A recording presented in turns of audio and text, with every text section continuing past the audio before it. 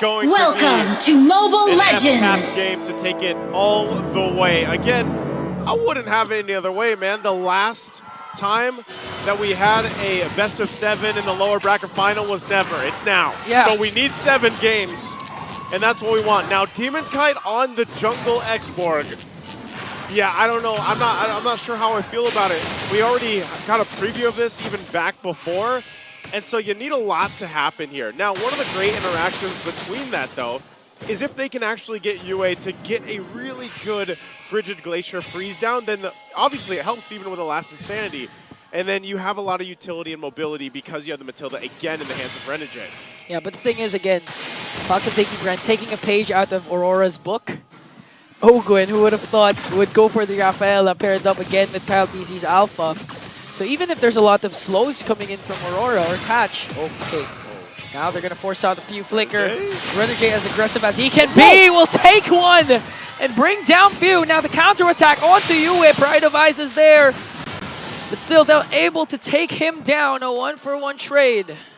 Good little trades happening here, but you know, the fact that it was UA that goes down, it's going to have a little bit of a delay building up there, but expected from renejay. Oh, another! Guiding wind, and just look at that. Just not afraid to burst down Marco. Oh, okay, he's not there in time. I was just going to say expected from renejay earlier on, and then he does that as well. So this is RORA making a statement, man. They want to be able to get that early game lead. They want to be able to establish themselves in the early game. So for Falcon's AP BREN, they're seeing the tone that's being played here. And they'll be the ones to adjust. The turtle, though, for the taking. Okay, kyletz going to pop the Faraga armor of Demonkite as he works on the turtle. AOG coming in from Flap. Oh. He wants to work on the kill onto Demonkite, but a save coming in from renejay is there. So it looks like it's going to be an uncontested take for Falcon's AP BREN, but now the attack is on. Frigid Glacier connecting onto 2 as they try and work on Edward with the Primal Wrath. He's going to flicker out into safety. That was a great call from UA. They got the call. They know that Edward was there, and if it wasn't for the Frigid Glacier, you know, he wouldn't have been able to go and get that distance. He even had to burn the flicker, but RORA keeps themselves together. FCAP gets the objective. They're going to build into this. And you're seeing it, right? Some of the struggle here with the Export jungle showing some of the weak points, at least in the beginning of this game. But again, adjustments are to be made, and so far, kyletz feeling tanky enough on this alpha, paired up with the fact that you have owgwen healing them up. They might break out and fight. Okay, ultimate's being casted by the 2 roamers as kyletz works on the backline onto UA. There's no passive again. AOG coming in from flaptzy, but the first man down is Owgwen. Frigid Glacier will connect onto 2. A counterattack coming in from Aurora. They might be able to burst down Kyle, but on the other hand, Super Marco's going to bring down domeng here as they try and work on pheww, but pheww remains alive and be able to take down renejay. pheww's still alive? Again, pheww. I was expecting him to go down too, but man, talk about a rotation from Edward to show up for that. Able to cap out the kill on kyletz. That spear not going to land. You know, I don't even think you take that if it did. Not really worth it right now, but good responses from both teams. Falcon's AP BREN will keep things together. First item still looking to get locked in and fall into place here on both ends. But this is what we expect for Game 6. A lot of this back and forth, and yeah, that's the apparent thing too. You know, both these teams have good capabilities of extending those fights, healing through them. It's just at the same time, you want to be able to go ahead and have that advantage when it comes to those setups, those counter setups, if you will. And UA so far with the Frigid Glacier, you know, a lot of times he's been on point with it. But if he has to deal with getting out-angled by FCAP, for example, especially around these turtles, might struggle a bit. renejay again going forward. Okay. There's Diamond Force from Super Marco is there as well. As Demonkite will get the turtle. Frigid Glacier collecting onto a lot of people. Here comes the last Insanity coming in from Demonkite. Plus the explosion. They're going to bring down Kyle and flaptzy. renejay picks up a kill and Demonkite gets the turtle. You see what I mean? They're throwing their bodies forward, especially Edward. Frigid Glacier goes down, and that allows the fire and ice combination between the Aurora and the X-Borg. The last Insanity, enough to pop out enough damage and just cook the members of FCAP. So that's always what Falcon's AP BREN is going to have to worry about, you know, playing against it. And sometimes if they jump forward, again, renejay. Redirecting that circling eagle onto flaptzy to try and zone him out. Here comes the flamethrowers coming in from demokite.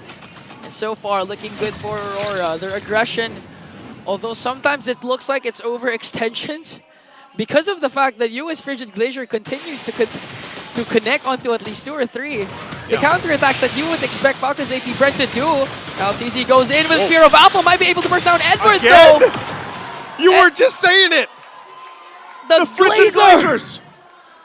The This Glazer! is time and time again, Ingon, they have been on point. Bottom lane again, renejay just taking a trip around, but that's the thing. This Aurora pick was so good for the lineup here that they wanted to work, and it's been working great for the past 6 minutes. Falcon's AP BREN will have to go ahead and adjust to it because eventually, you know, again, that was just a little bit of a lack of damage that they had where they couldn't cap out on the kill, and UA was able to save them right there. So once again, you're kind of just playing catch up for now. Both turtles, each one for the team, the third one coming up here. And we'll have to see this time around, how does Falcon's AP BREN adjust to it. Flap has been able to jump in, but usually when he's able to jump in with the Avatar or the Guardian, he's not able to get the targets he's looking for. And they still have to work through the passive as well from UA once he has it up. So they'll take their time here. Super Marco. So there, domeng still on the bottom side. They're going to break it out. Okay, demokite gets the turtle AOG. Okay, not going to connect though. As Aurora trying to disengage Falcon's AP BREN, they didn't have a trade. And all throughout, look at domeng just working on the bottom lane, forcing a reaction onto Falcon's AP BREN. Spear of Destruction won't connect though. Oh, the chase. Good Spear of Misery coming in from domeng. Now flaptzy charging his taunt. It's not going to connect though. They're trying to go for domeng, but domeng manages to escape. Very closely. Again, trying to use a spear, didn't land, able to escape. But now the attention here from Falcons is going to be on that tier 1 bottom side, and there's nothing that RORA can really do. Demokite also still up there on that top side turret. He's been doing great, you know, on the export, although we talked about how there could be some weak points and everything else, but just, again, the combination between him and UA really allowing things to fall into place at this point. We'll see if there's enough firepower coming out from Falcon's AP BREN up to this point.